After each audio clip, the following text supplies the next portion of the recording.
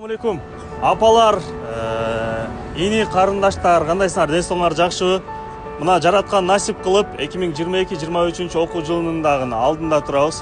Киришинде ал эми ошого биз фондубуз катары жылына салтка айланган Билим Инвест долбоорунун алкагында ушундай балдарыбызга мектеп формасын алып берип атабыз. Дагы эле ал эми буга демөөрчүлүк кылган жалпы эле биздин ошол шаарыбыздагы эле демөөрчү байке эжелерибиз өздөрүнүн кээ биркилеринин ата атагысы келбегендери бар, же болбосо мен айтпай эле койгула болгону ошол биздин кичинекей балдарыбыз жакшы таалим тарбия алса экен, мектепте жакшы окуса экен. Себеби биздин мамлекетибиздин келечеги эмне дейт?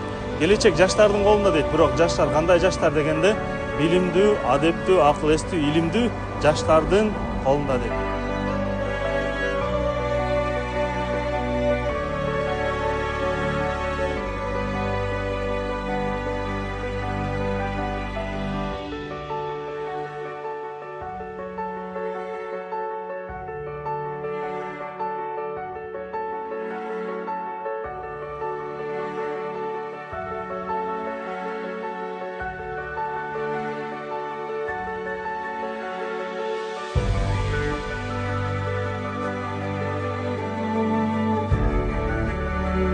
Allah'ım ушинтип дайыма ушинтип жүрө бериңиздер, чынден солук, узун өмүр.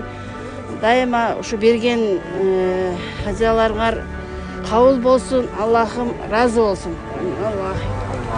Мына ушинтип 2022-23 окуу жылына Билим Инвест долбоорунун алкагында демөөрчүлүк кылган жалпы байке эжелерибизге терең ыраазычылык билдиребиз.